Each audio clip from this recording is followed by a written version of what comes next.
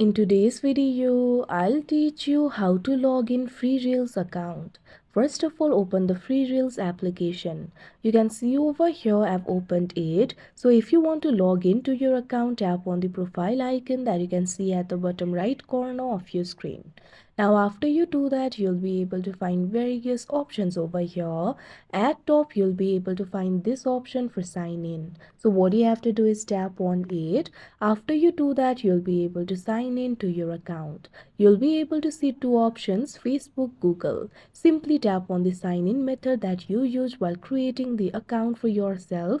Here I'm just going to tap on this option, sign in with Google. If you also selected that option, what you have to do is choose an account to continue. Simply tap on the Google account that you used while creating the account for yourself. Now after you do that, you can see over here you'll directly be logged into your account. So that is how you log in FreeReels account. I hope you found this video helpful. Thank you for watching.